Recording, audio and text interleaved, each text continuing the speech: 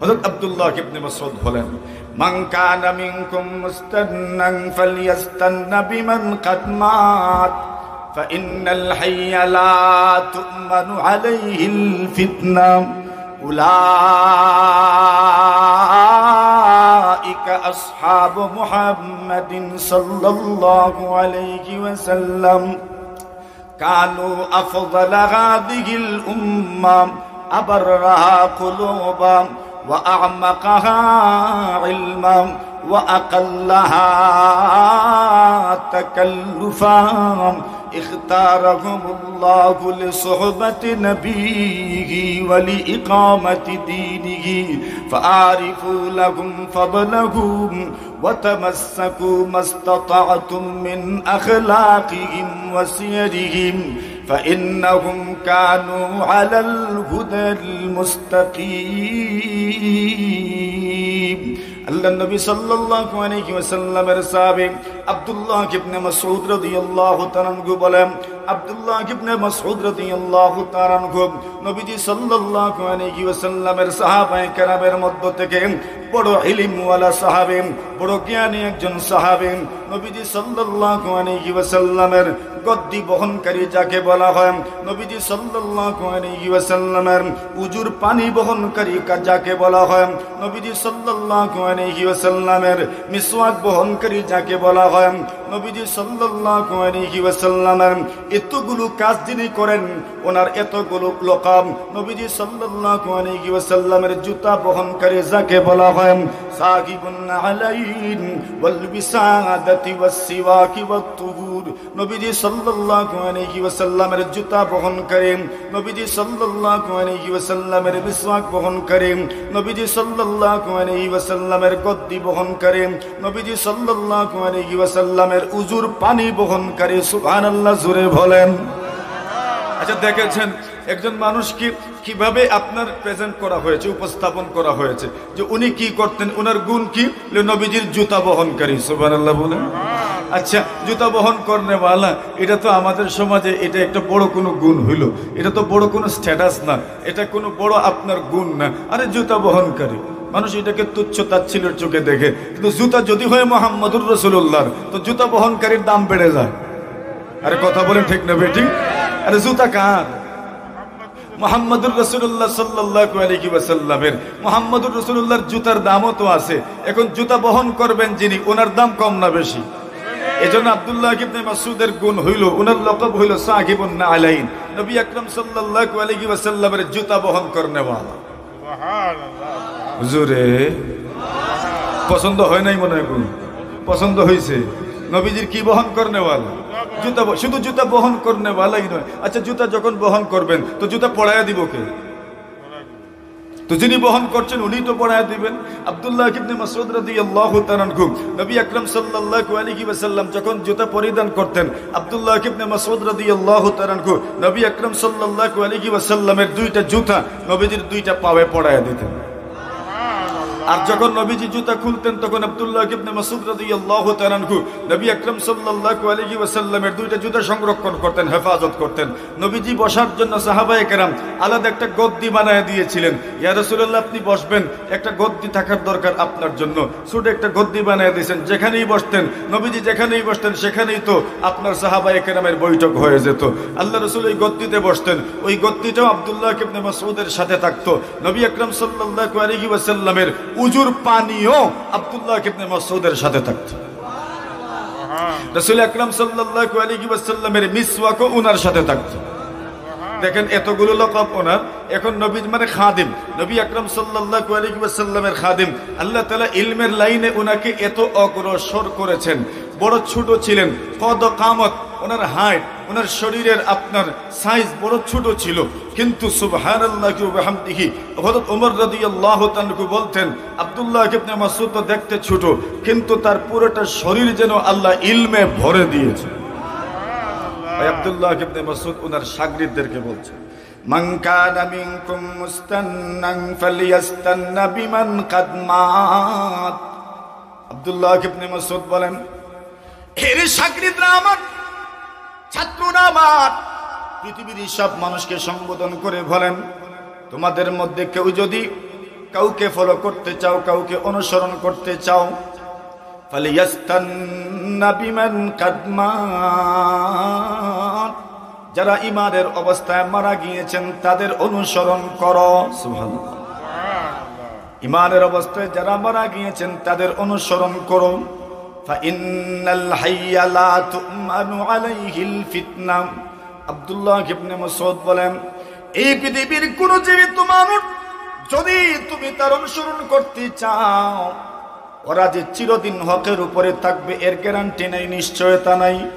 কিন্তু যাদের মওত ঈমানের অবস্থায় হয়েছে, এরা যে পুরা জীবন ভরা সঠিক পথে চলেছেন এটা প্রমাণ হয়ে গেছে, এই জন্য তাদের অনুসরণ করো।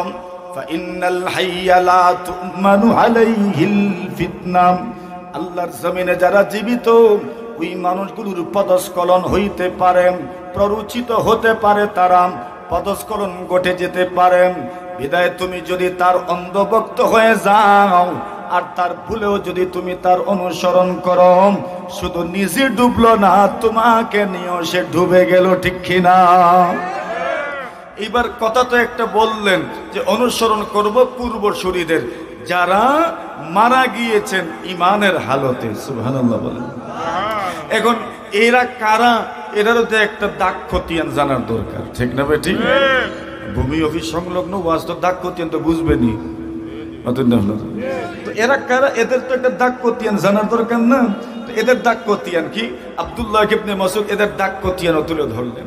উলাইকা আসহাবু মুহাম্মাদিন সাল্লাল্লাহু আলাইহি ওয়াসাল্লাম।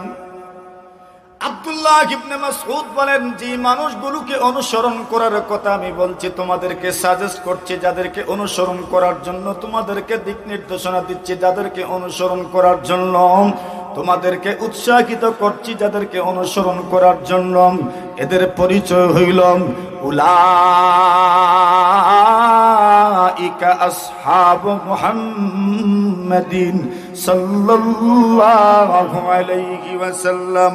আব্দুল্লাহ ইবনে মাসউদ বলেন, ওই মানুষগুলোর পরিচয় হইল, কারো বাবার নাম বলেন নাই, কারো নাম বলেন নাই। নবীজি সাল্লাল্লাহু আলাইহি ওয়াসাল্লামের সাহাবী আব্দুল্লাহ ইবনে মাসউদ বলেন, যেই মানুষগুলোকে অনুসরণ করার কথা বলছি, যে মানুষদেরকে ফলো করার কথা বলছি, এদের পরিচয় হইল এরা মুহাম্মদুর রাসূলুল্লাহ সাল্লাল্লাহু আলাইহি ওয়াসাল্লামের সাহাবায়ে কেরামের মুবারক জামাত। তো আব্দুল্লাহ ইবনে মাসউদ বলছেন অনুসরণ করো কার? বলেন, আরো জোরে বলেন। এখন প্রশ্ন হইল, ওনারা কি ঈমানের অবস্থায় মারা গেছে?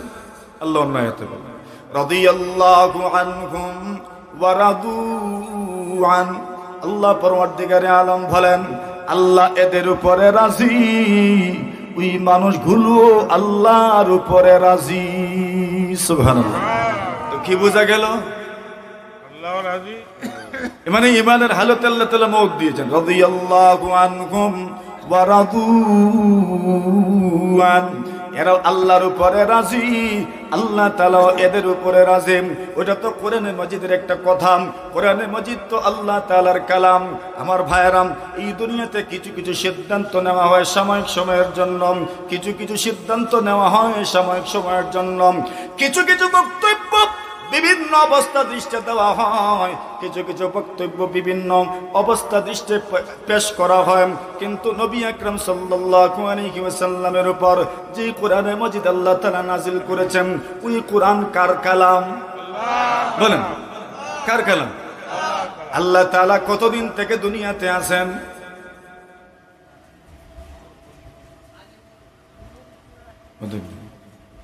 শুরুও নাই, বলেন, শুরুও নাই।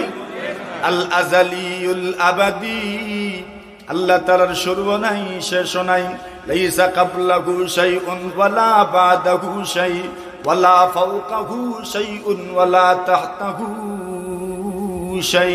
আল্লাহর আগেও কিছু নাই, আল্লাহর পরেও কিছু নাই, আল্লাহর উপরেও কিছু নাই, আল্লাহর নিচেও কিছু নাই। উনি আজালি, উনি শুরু থেকে আছেন, উনি এর আগেও আছেন, উনি শেষ পর্যন্ত, উনার শুরুও নাই শেষও নাই। আল আজালিউল আবাদি, যিনি আজালি যিনি আবাদি। এর মানে হইল কোরআনে মাজিদ তো কার কালাম? আল্লাহ তাআলার কালাম। আল্লাহর কালাম, আল্লাহ যেমন শুরু থেকে শেষ পর্যন্ত আছেন, আল্লাহর কালামও শুরু থেকে শেষ পর্যন্ত আছে। আল্লাহ যেমন শুরু থেকে শেষ পর্যন্ত, আল্লাহর কালামও শুরু থেকে শেষ পর্যন্ত। বিদায় আল্লাহ বলেছেন রাদিয়াল্লাহু আনহুম ওয়া রাদু আন, আল্লাহ এদের উপরে রাজি, এরা আল্লাহর উপরে রাজি। এটা সাময়িক কোন সিদ্ধান্ত নাকি একদম পৃথিবীর শুরু থেকে শেষ পর্যন্ত সিদ্ধান্ত, যার অর্থ দাঁড়ায় আল্লাহ যতদিন থেকে আছেন, আল্লাহ যতদিন থাকবেন, শুরু থেকে শেষ পর্যন্ত আল্লাহ সাহাবায়ে কেরামের উপর সন্তুষ্ট হয়ে আছেন। সাময়িক কোনো কথা না চিরস্থায়ী? চিরস্থায়ী, চিরস্থায়ী কথা। কেন? এটা তো আল্লাহর কালাম, আর আল্লাহর কালাম তো সাময়িক কোনো সিদ্ধান্ত নয়। আল্লাহর কালাম তো এমন নয় যে ওই ঘটনার প্রেক্ষিতে এই কথা বলা হয়েছে। আল্লাহ যেমন কাদিম, আল্লাহর কালামও কাদিম। ওইটা তো আমি আর এত সহজে আপনাদেরকে বোঝাতে পারবো না। ওইটা একটা আকীদার মাসআলা যে আল্লাহ কাদিম মানে আল্লাহ একদম শুরু থেকে, শুরু তো নাই ওই মানে কি আল্লাহর শুরু কেউ বলতে পারবে না। সহজ কথায় যেটা বুঝি, পৃথিবীর সৃষ্টি লগ্ন থেকে শেষ পর্যন্ত যেই জাত ও সত্তার শুরু শেষ সবটাই মেনটেন করেন, ম্যানেজ করেন, ওই সত্তার নাম কি? সত্তার নাম আল্লাহ। আর আল্লাহর কালাম তো আল্লাহর গুণ। আল্লাহর কালাম তো কার গুণ? আল্লাহর গুণ। সুতরাং আল্লাহ যেমন একদম শুরু শেষ, ঠিক তেমনি ভাবে আল্লাহর কালামও এটা নতুন কিছু নয়, ওইটার শুরু এবং শেষ সবটার ভিতরেই আল্লাহর কালাম এবং আল্লাহর কথা।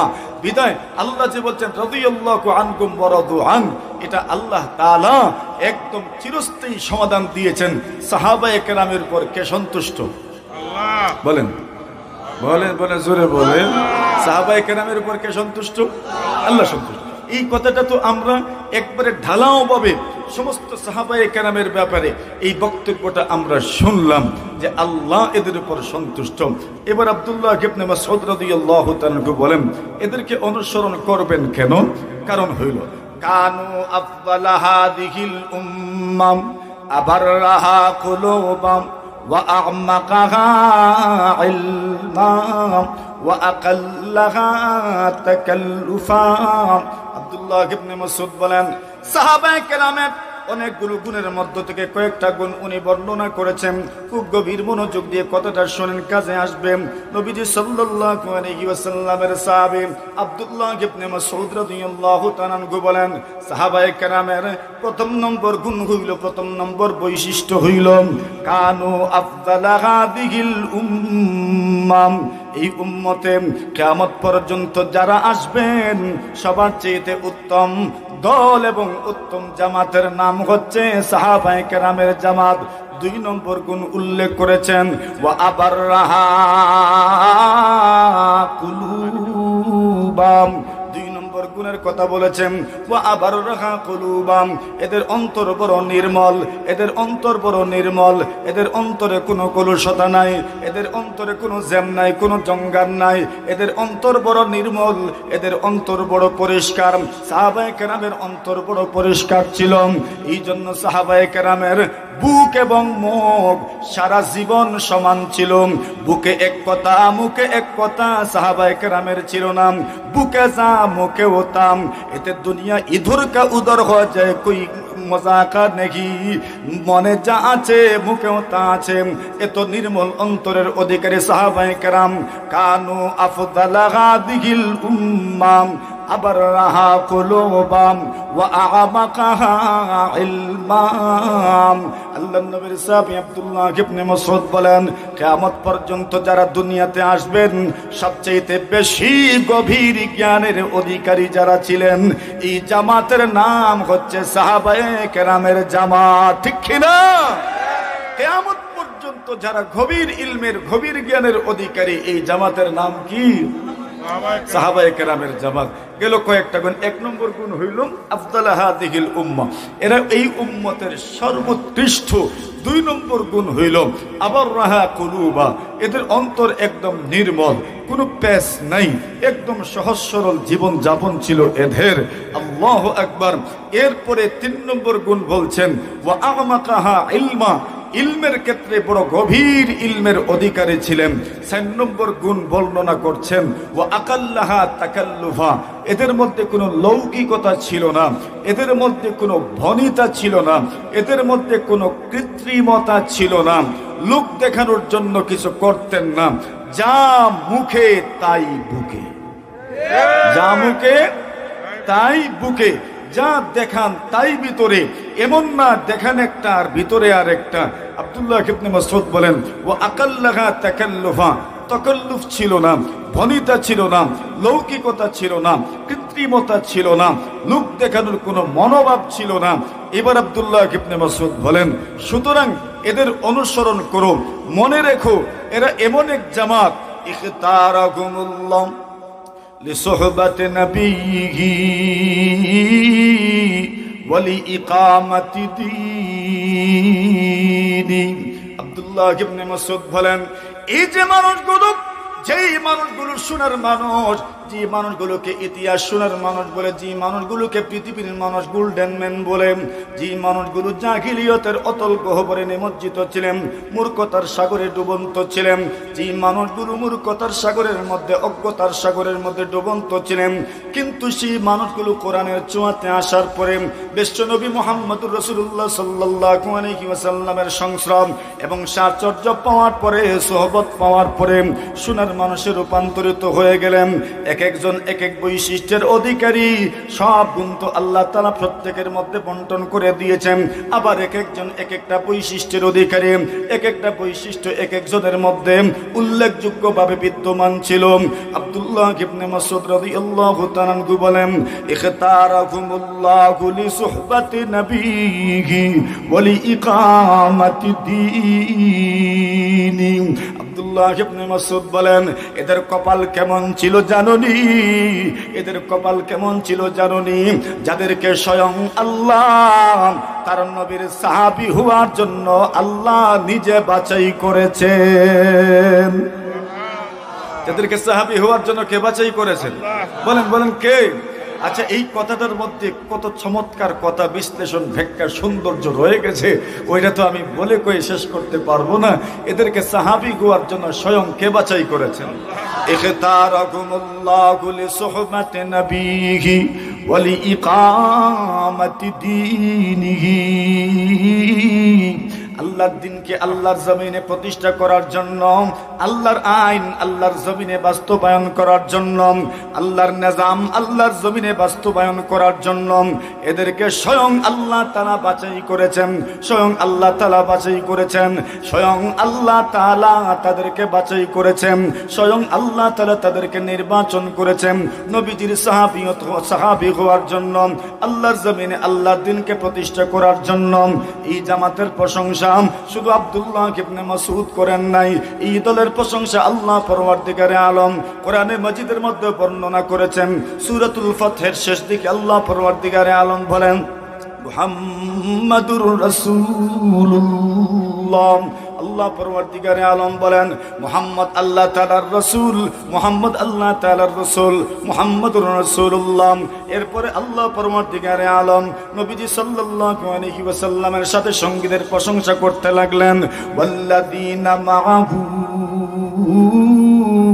আশিদ্দাউ আলাল কুফফার রুহামাউ বাইনাহুম। আল্লাহ পরওয়ারদিগারে আলম বলেন যারা মুহাম্মদুর রাসূলের সাথে ছিলেন, যারা মুহাম্মদ রাসূলুল্লাহর সঙ্গে ছিলেন, যারা মুহাম্মদ রাসূলুল্লাহর সাথে ছিলেন, কোন সময় সাথে ছিলেন? প্রথম থেকে শেষ পর্যন্ত মক্কি জিন্দেগিও সাথে ছিলেন, মদনী জিন্দেগিও সাথে ছিলেন। পুরা নবুয়তের 23 বছর যারা পয়গম্বরের সঙ্গে ছিলেন, নবুয়তের 23 বছর পয়গম্বরের সঙ্গে ছিলেন, নবুয়তের 23 বছর পয়গম্বর আলাইহিস সালাতু ওয়াস সালামকে সঙ্গ দিয়েছেন। নবুয়তের 23 বছর যারা যারা পয়গম্বর আলাইহিস সালাতু ওয়াস সালামের সঙ্গে বন্দিত্ব জীবন যাপন করেছেন, বয়কটের সময়কালে পয়গম্বরকে ছেড়ে যান নাই। পয়গম্বর আলাইহিস সালাতু ওয়াস সালামের জীবনে যত দুঃসময় এসেছে ওরা পয়গম্বরকে একা থাকতে দেন নাই। যারা পয়গম্বর আলাইহিস সালাতু ওয়াস সালামের সঙ্গে সঙ্গে জিহাদের ময়দানে পর্যন্ত চলে গিয়েছেন, যত কঠিন সময় হোক না কেন কেউ পিছপা হন নাই, কেউ পিছপা হন নাই। বাতিলের রাস্তা নাই, লা ইলাহা ইল্লাল্লাহর মশাল যারা জ্বালিয়েছে সেই মোবারক দলের নাম হচ্ছে নবীর সাহাবায়ে কেরাম, ঠিক কিনা? বাতিলের রাস্তা নাই, লা ইলাহা ইল্লাল্লাহর মশাল তো তারাই প্রজ্বলিত করলেন, তারাই তো জ্বালাইলেন। এই জামাতের নাম, এই দলের নাম নবী আকরাম সাল্লাল্লাহু আলাইহি ওয়াসাল্লামের সাহাবায়ে কেরাম। মেরে মুহতারাম হাজিরিনে কেরাম, আসেন যে কথাটা বলতে চাই, এদের গুণ আল্লাহ নিজে বর্ণনা করছেন। একটা গুণ আল্লাহ নিজে বর্ণনা করলেন, ওয়াল্লাযীনা মাআহু, যারা নবীজির সাথে ছিলেন, যারা নবীজির সঙ্গে ছিলেন। নবীজির সঙ্গে কখন ছিলেন? পুরা নবুয়তের 23 বছর যারা নবীজির সঙ্গে ছিলেন, মক্কি জিন্দেগিতেও ছিলেন, মদনী জিন্দেগিতেও ছিলেন, যারা মদিনাতুল মুনাওয়ারায় পয়গম্বরকে স্থান দিলেন। আল্লাযীনা তাবাওয়াউদ দারা ওয়াল ঈমান, যারা এদেরকে স্থান দিলেন, যারা ঈমানকে স্থান দিলেন, ঈমানকে অ্যাড্রেস দিলেন, ঈমানকে ঠিকানা দিলেন। ঈমান কই? বলে ঈমান মদিনাতুল মুনাওয়ারায় আছে। মহানবী সাল্লাল্লাহু আলাইহি ওয়াসাল্লাম সেখানে ঈমানের মেহনত করলেন। আল্লাহ তাআলা মানুষদেরকে তৈরি করে দিলেন। বদরের যুদ্ধ সংগঠিত হইল, আল্লাহ পরবর্তীকারে আলম সেই যুদ্ধে মুসলমানদেরকে আল্লাহ পৌঁছায় দিলেন। ওরা যুদ্ধ করলেন, কঠিন সময় ছিল, অস্ত্র শস্ত্র সরঞ্জামাদি তেমন কিছু ছিল না, সৈন্যবাহিনীও তো তাদের তুলনায় একদম কম ছিল। উহুদের যুদ্ধ হলো, সেই যুদ্ধেও আল্লাহ সাহাবায়ে কেরামদেরকে দিয়ে যুদ্ধ করালেন। আল্লাহ রব্বুল ইজ্জত ওয়াল জালাল ওয়াকিয়াতুর রাজি সংগঠিত হইল, সেখানেও সাহাবায়ে কেরাম জানবাজির পরিচয় দিলেন। এরপরে সংগঠিত হইল গজওয়ে আহজাবের মতো যুদ্ধ, সেখানেও সাহাবায়ে কেরাম জানবাজির প্রদর্শন করলেন। গজওয়ে বানিল মুস্তলিক সংগঠিত হইল, সেখানেও সাহাবায়ে কেরাম নিজের জীবন উৎসর্গ করলেন। মহানবী সাল্লাল্লাহু আলাইহি ওয়াসাল্লাম খয়বরের যুদ্ধে সাহাবায়ে কেরাম জীবন বাজি রেখে যুদ্ধ করলেন। হুনাইনের যুদ্ধ করলেন, তায়েফের যুদ্ধে সেখানেও অংশগ্রহণ করলেন, তাবুকের যুদ্ধে এত কঠিন পরিস্থিতিতে সাহাবায়ে কেরাম সেখানেও গেলেন। এই পুরা জিন্দেগিতে যারা নবীর সঙ্গে ছিল, অথবা আল্লাহ তাআলা বলছেন যারা হুদায়বিয়ার সন্ধির সময় নবীজির সঙ্গে ছিল। সুবহানাল্লাহ, কথাটা বুঝে এসেছে এখন? আল্লাহ বলছেন ওয়াল্লাযীনা মাআহু আশিদ্দাউ আলাল কুফফার রুহামাউ বাইনাহুম। আল্লাহ পরবর্তীকারে আলম বলেন যারা পয়গম্বরের সঙ্গী ছিলেন, যারা পয়গম্বরের সাথে ছিলেন, এদের গুণকীর্তন আল্লাহ করছেন, এদের প্রশংসা আল্লাহ তাআলা নিজে করছেন। সাহাবীদের প্রশংসা স্বয়ং কার ভাষায় বলেন? বড় কৃপণতা দেখাইলেন, বড় কার্পণ্য করলেন, কার ভাষায়? কি বলছেন আল্লাহ? ওয়াল্লাযীনা মাআহু আশিদ্দাউ আলাল কুফফার।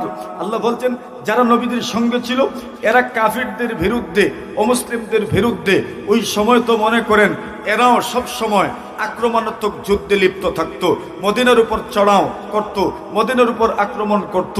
নবীজির সাহাবায়ে কেরামের অবস্থাটা কেমন ছিল? এরা যখন আক্রমণ করার জন্য আসতো ওনারা এদেরকে ছাড় দিতেন না, জীবন বাজি রেখে যুদ্ধ করতেন। এক নম্বর। দুই নম্বর গুণ বলেছেন রুহামাউ বাইনাহুম, পারস্পরিক এদের মিল মোহব্বতের কোনো তুলনা ছিল না।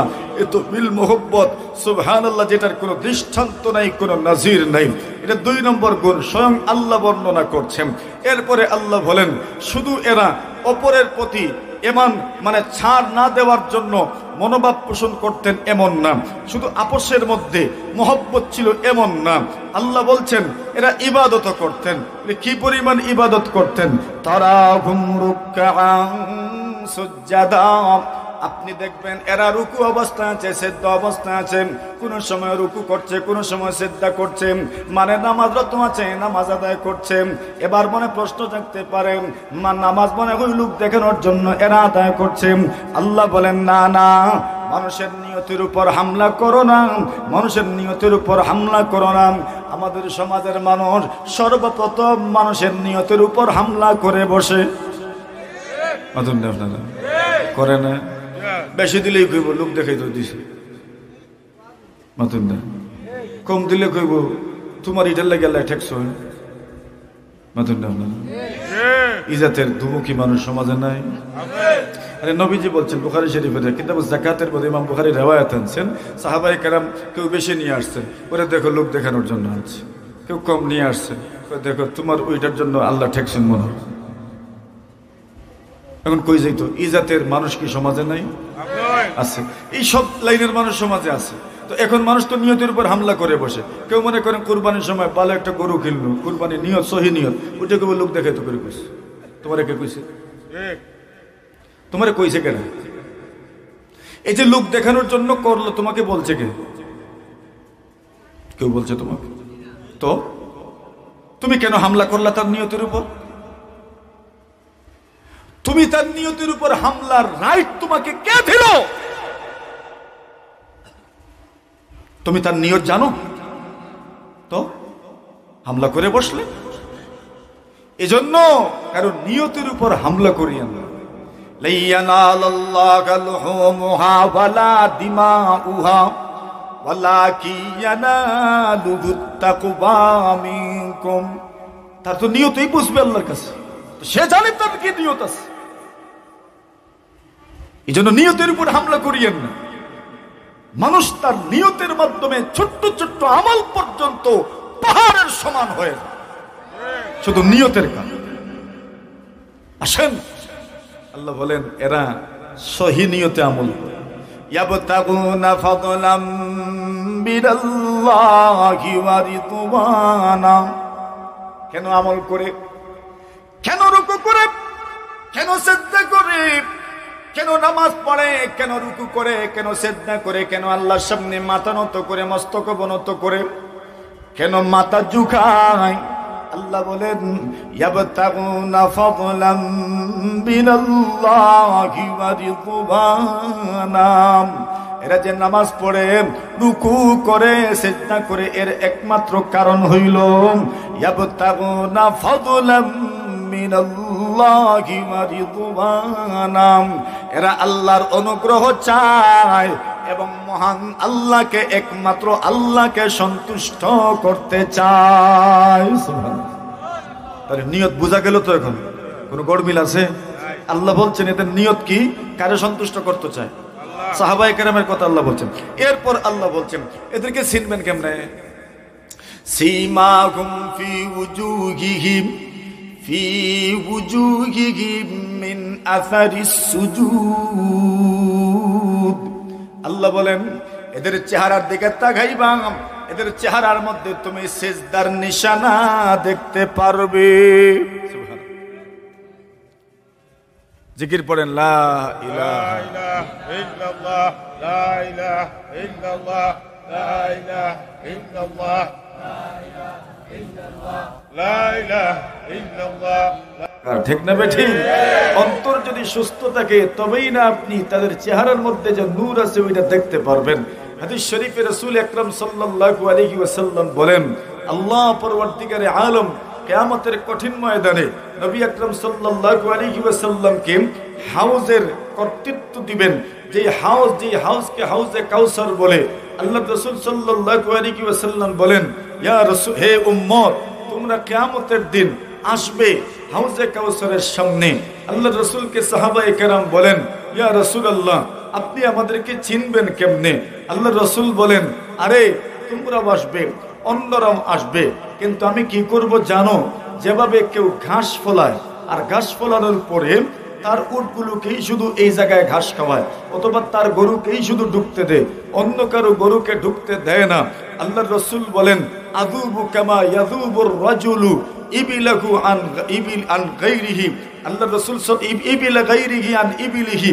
নবীজি বলেন যেভাবে কোনো ব্যক্তি তার চারণভূমিতে নিজের গরু ছাড়া অন্য কোনো গরুকে ঘাস খেতে দেয় না, দূরে সরাইয়া দেয়, ভাগায়া দেয়, আল্লাহ রাসূল বলছেন ঠিক এইভাবে আমি শুধু আমার উম্মতকে হাউজে কাউসারের কাছে আসতে দিব, অন্য কাউকে আমি ঢুকতে দিব না। সাহাবায়ে কেরাম বলেন তো আপনি চিনবেন কেমনে? আমরা আজকে 2025-এর 21শে সেপ্টেম্বরের মানুষ, এই মানুষগুলোকে রাসূল চিনবেন কেমনে? আচ্ছা, আপনি সাহাবায়ে কেরামদেরকে তো চিনে ফেলবেন, আবু বকরকে তো চিনবেনই, উমরকে তো চিনবেনই, উসমানকেও তো চিনবেন, আলী মুর্তদাওকে তো চিনবেন, আমাদেরকে চিনবেন কেমনে? আপনার উম্মতকে আপনি চিনবেন কেমনে? আল্লাহর রাসূল বলেন, আমি এদেরকে চিনব উজুর প্রভাবের মাধ্যমে। এরা যে উজু পড়তো, এই উজুর অঙ্গ প্রত্যঙ্গ গুলো চমকাতে থাকবে। আল্লাহর রাসূল বলেন, ওই উজুর অঙ্গ প্রত্যঙ্গ গুলো চমকানোর কারণে আমি এদেরকে চিনে ফেলবো, এরা আমি নবীর উম্মত, এরা আমি নবীর উম্মত। আল্লাহর হাবিব সাল্লাল্লাহু আলাইহি ওয়াসাল্লাম বলেন, এইভাবে আমি তাদেরকে আমি হাউজে কাউসারের পানি পান করাবো। তো চিনার একটা মাধ্যম হইল উজুর অঙ্গ প্রত্যঙ্গ চমকাতে থাকবে, এর মাধ্যমে চিনবেন। আল্লাহ রাসূল বলেন, কেউ যদি চায় তাহলে তার উজুর অঙ্গ প্রত্যঙ্গ যেন একটু বাড়ায়, যাতে করে বেশি অংশ আলোকিত হয়। রাসূলে কইন, খালি গিয়াই এমনি এমনি কইরো। কতটুকু? পুরা চেহারা, ঠিক আছে? মাথা মাসে কতটুকু? বলে বলছেন তো 4 ভাগের 1 ভাগ, তো করো, এতটুকুই চমকাইবো, বাকি অংশ চমকাইতো না। আর পুরা মাথা যদি মাসা করেন তো পুরা মাথা চমকাতে থাকবে। আল্লাহর হাবিব সাল্লাল্লাহু আলাইহি ওয়াসাল্লাম বলেন, কেউ যদি চাও তাহলে তোমার ওই চমকানোর জায়গাটা বাড়ায় দিও। মানে কি করো? বেশি উজু করো, বেশি উজু করো, বেশি উজু করো, বেশি জায়গায় তুমি পানি লাগাও। বেশি জায়গায় আবার এমন ভাবে এই জায়গা পর্যন্ত নিয়ে আইসেন না, বাস মোটামুটি কোনো জায়গা যেন শুকনা না থাকে।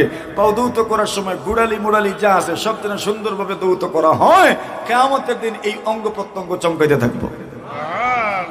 এইবার নবী আকরাম সাল্লাল্লাহু আলাইহি ওয়াসাল্লাম বলেন, সাহাবায়ে কেরামে যারা এদের চেহারার মধ্যে কিসের প্রভাব? সিজদার প্রভাব, সিজদার প্রভাব। সীমাহুম ফি উজুহিহিম মিন আসারিস সুজুদ, এদের চেহারার মধ্যে সিজদার প্রভাব আছে। সিজদার প্রভাব কেমনে বুঝবেন? হাদিস শরীফের মধ্যে রাসূল করিম সাল্লাল্লাহু আলাইহি ওয়াসাল্লাম বলেন, মান কাসুরাত সালাতুহু বিল-লাইল হাসানা ওয়াজহুহু বিন-নাহার। আল্লাহ রাসূল বলেন, কোন মানুষ যদি রাত্রিবেলা বেশি নামাজ পড়ে, দিনের বেলা তার চেহারা সুন্দর হয়। কি তাই?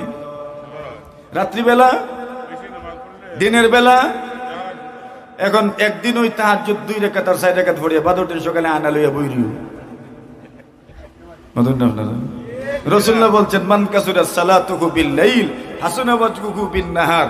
রাত্রিবেলা নামাজ বেশি হলে দিনের বেলা কি হয়? এখন এক ব্যক্তি কইছে, দেখি সুন্দর হইছে না, ওইটা আপনি বুঝবেন না, ওইটা বুঝবে অন্য কেউ। চেহারার মধ্যে নূর থাকবে, নূর থাকবে, নূর থাকবে, চমক থাকবে। মান কাসুরাত সালাতুহু বিল-লাইল হাসানা ওয়াজহুহু বিন-নাহার। এই আয়াতের মাধ্যমে মূলত আল্লাহর রাসূল সাল্লাল্লাহু আলাইহি ওয়াসাল্লাম কে আল্লাহ তাআলা জানায়া দিয়েছেন, এরা যে আল্লাহর পাগল, এর প্রমাণ হইল এদের অন্তর যে তাকওয়া পরহেজগারিতে ভরপুর, এর প্রমাণ হইল এদের বাহিরের অংশেও তাকওয়া পরহেজগারির প্রভাব রয়ে গেছে। মনে করেন এই যে চায়ের কাপ, এই চায়ের কাপে যদি পুরোটা কাপ ভরে যায়, তাহলে কাপের বাহিরে চা পড়লে দাগ লাগে কিনা? দাগ লাগলে কি বোঝা যায়? শুধু ছিলই না, ভরা ছিল, ভরা ছিল, ওইটা বাইয়া বাইয়া পড়ছে আমরার ভাষায়। তো ঠিক তেমনি ভাবে সীমাহুম ফি উজুহিহিম মিন আসারিস সুজুদ, সাহাবায়ে কেরামের অন্তরে তাকওয়া পরহেজগারি কেমন ছিল, এরা মুত্তাকি কেমন ছিলেন, পরহেজগার কেমন ছিলেন, এদের অন্তর কি পরিমাণ স্বচ্ছ ছিল, কি পরিমাণ সুন্দর ছিল, কি পরিমাণ নির্মল ছিল, কি পরিমাণ পাক ছিল, কি পরিমাণ পবিত্র ছিল, এর প্রমাণ হইল এদের অন্তরে তাকওয়া পরহেজগারি নির্মলতা আল্লাহ তাআলা এমন ভাবে দান করেছিলেন, এদের বাহিরের অংশেও আল্লাহ তাআলা এটাকে প্রস্ফুটিত করেছিলেন। সীমাহুম ফি উজুহিহিম মিন আসারিস সুজুদ যালিকা মাসালুহুম ফিত তাওরাত ওয়া মাসালুহুম ফিল ইনজিল। এবার আসেন আমি আপনাদেরকে একটা ঘটনা শোনাইতে আছি। কি ঘটনা? বলে এত সময় ওয়াজ করে আর ঘটনা শুনাবেন কেমনে? বলে শুরু করি যেন গিয়া শেষ ইনই ব্রেক। ঠিক আছে, এক ঘটনা আমি শোনাইতাম। আমি এতক্ষণ যাদের কথা বলছি, এই জামাতের নাম, এই দলের নাম কি? সাহাবায়ে কেরামের জামাত এতক্ষণ পর্যন্ত তাদের গুণগুলোর মধ্যে কি কি বুঝেছেন? এরা ইসলামের জন্য জীবন বাজি রেখেছেন, পারস্পরিক মিল মহব্বত ছিল, কোনো ঘাটতি ছিল না, এদের মধ্যে নির্মলতা ছিল, এরা সহজ ছিলেন, এরা সরল ছিলেন, এরা ছিলেন একদম অন্তরের দিক থেকে একদম পবিত্র, পাক ও পাকিজা। এদের মধ্যে কোনো ভনিতা নাই, এদের মধ্যে কোনো লৌকিকতা নাই, এদের মধ্যে কোনো কৃত্রিমতা নাই। এরা এমন ছিলেন, এরা এমন ছিলেন। এই জামাতের নাম জামাতে সাহাবা। মেরে মুহতারাম হাজিরিনে কেরাম, আল্লাহর রাসূল সাল্লাল্লাহু আলাইহি ওয়াসাল্লাম যত যুদ্ধ করেছেন সেই যুদ্ধে সাহাবায়ে কেরামের স্বতঃস্ফূর্ততা আমরা সকলেই জানি। আল্লাহর রাসূল সাল্লাল্লাহু আলাইহি ওয়াসাল্লাম বদর যুদ্ধে যখন যাচ্ছেন ওই সময় সাহাবায়ে কেরামদেরকে বদর যুদ্ধে যাওয়ার জন্য বলা হয় নাই, ওনাদেরকে বলা হয়েছে অন্য কোনো কথা, যে কোনো একটা কাফেলার গতিরোধ করা। আল্লাহর রাসূল সাল্লাল্লাহু আলাইহি ওয়াসাল্লাম বের হয়েছেন, কাফেলা চলে গেছে অন্য রাস্তা ধরে। আল্লাহ তাআলা এবার বেঈমানদের মুখোমুখি করে ফেললেন। মক্কার বেঈমানেরা যুদ্ধ না করে যায় না, আল্লাহ রসুলের যুদ্ধের ইচ্ছা ছিল না। সাহাবায়ে কেরামদের কাছ থেকে পরামর্শ নিলেন, যুদ্ধ করব কি করব না। মুহাজিররা বলেন, কি বলেন যুদ্ধ করবেন না? এরা আমাদের সাথে খেলতে চায়, এরা আমাদের সাথে যুদ্ধ করতে চায়, তো আমরা পিছপা হব না। হযরত মিকদাদ রাদিয়াল্লাহু তাআলা বললেন, ইয়া রাসূলুল্লাহ, আপনি টেনশন করিয়েন না, আপনার সামন থেকে আমরা যুদ্ধ করব, পিছন থেকেও যুদ্ধ করব, ডান দিক থেকেও যুদ্ধ করব, বাম দিক থেকেও যুদ্ধ করব, চতুর্মুখী আক্রমণ আমরা প্রতিহত করব, আপনাকে একা ছেড়ে যাব না। আপনি ভয় করিয়েন না, আপনি চিন্তা করিয়েন না, আমরা জীবন উৎসর্গ করার জন্য এসেছি, জীবন বাজি রেখে আমরা যুদ্ধ করব ইনশাআল্লাহ। আল্লাহ রাসূল বলেন, আইয়ুহান নাস আশিরু আলাইয়া, লোকজন আরো পরামর্শ দাও, আরো পরামর্শ দাও। মুহাজিররা পরামর্শ দিয়েছেন, ওনারা তো মক্কার মানুষ, মদিনার মানুষ যাদেরকে আনসার বলা হয়, ওনারা তো পরামর্শ দিচ্ছেন না। আনসাররা তো আল্লাহর পয়গম্বরের সঙ্গে চুক্তি করেছেন, মদিনায় ঢুকে যদি কেউ আক্রমণ করে সর্বশক্তি দিয়ে আমরা প্রতিহত করব। মদিনা শহর থেকে বের হয়ে আক্রমণ প্রতিহত করার জন্য ওনারা ওয়াদা করেন নাই, চুক্তি করেন নাই। মদিনা থেকে বের হয়েছেন প্রায় মদিনাতুল মুনাওয়ারা থেকে 130 কিলোমিটার দূরে বদর প্রান্তর। আল্লাহর পয়গম্বর আলাইহিস সালাতু ওয়াস সালাম বলেন, লোকজন পরামর্শ দাও, লোকজন পরামর্শ দাও। আনসার সাহাবায়ে কেরাম বলেন, ওগো নবীজি, মনে হয় আপনি আমাদেরকে সম্বোধন করে বলছেন আমরা পরামর্শ দেওয়ার জন্য। আল্লাহ রাসূল বলেন, হ্যাঁ হ্যাঁ, আমি আনসারদের জবান থেকে বক্তব্য শুনতে চাই, যুদ্ধ করব কি করব না তোমাদের বক্তব্যই সিদ্ধান্ত দেওয়া হবে। আল্লাহর নবী সাল্লাল্লাহু আলাইহি ওয়াসাল্লামের সাহাবায়ে কেরাম বলেন, ইয়া রাসূলুল্লাহ, ইয়া হাবিবাল্লাহ, আমরা কি আপনাকে পরামর্শ দিব? শুধু এতটুকুই বলতে চাই, আপনি যদি আমাদেরকে সাগরে জাপ দিতে বলেন, সাগরে জাপ দিতেও আমরা সামান্য দ্বিধা করব না। যেখানে মৃত্যু নিশ্চিত সেই জায়গাতে পতিত হয়ে যেতে আমাদের কোনো আপত্তি নাই। এমনকি আগুনেও যদি জাপ দিতে বলেন, আগুনেও জাপ দিতে কার্পণ্য করব না। আল্লাহর নবীর সাহাবায়ে কেরাম বলেন, ওগো নবীজি, আপনি আমাদের কাছ থেকে যা নিয়ে যাবেন জিহাদের জন্য, ওই মালটা আমাদের কাছে ওই মালের চাইতে উত্তম। যে মালটা আপনি আমাদের জন্য রেখে যাবেন, ওই মালের চাইতে যেই সম্পদটা আপনি নিয়ে যান ইসলামের জন্য, কোরআনের জন্য, আল্লাহর দ্বীনের জন্য, ওই সম্পদটা আমাদের জন্য এর চাইতেও আরো বেশি উত্তম। ওগো নবীজি, আপনাকে ওয়াদা দিলাম, সর্বশক্তি দিয়ে জীবন বাজি রেখে আপনার সঙ্গে, আপনার পাশে থেকে আমরা যুদ্ধ করে যাব। আল্লাহর রাসূল সাল্লাল্লাহু আলাইহি ওয়াসাল্লামের সাহাবী কাব ইবনে মালিক রাদিয়াল্লাহু তাআলা আনহু, হিলাল ইবনে উমাইয়া রাদিয়াল্লাহু তাআলা আনহু, মুরারা ইবনে রবি রাদিয়াল্লাহু তাআলা আনহু, আল্লাহর পয়গম্বর আলাইহিস সালাতু ওয়াস সালাম যখন তাবুকের যুদ্ধে যাওয়ার জন্য সাহাবায়ে কেরামদেরকে ঘোষণা দিলেন, সাহাবীরা আমার চলো, হেরাক্লিয়াস রোমান সম্রাটের পক্ষ থেকে প্রায় 40,000-এর মতো সৈন্যদল বাহিনী এরা তাবুকের দিকে দিয়ে আসছে মদিনাতুল মুনাওয়ারা আক্রমণ করার জন্য। গ্রীষ্মকালীন সময় ছিল, এই পরিমাণ গরম, গরমের কোনো শেষ নাই। আল্লাহর পয়গম্বর আলাইহিস সালাতু ওয়াস সালাম বলেন, সাহাবীরা আমার চলো যুদ্ধের ময়দানে চলো।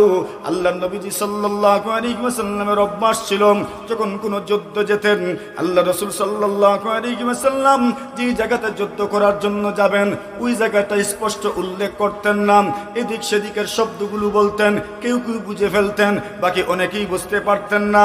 কিন্তু তাবুকের যুদ্ধের সময় পয়গম্বর আলাইহিস সালাতু ওয়াস সালাম ঘোষণা করলেন তাবুকের দিকে যুদ্ধের জন্য যাচ্ছি। মেরে মুহতারাম হাজিরিন, মুফতি সাহেব দামাত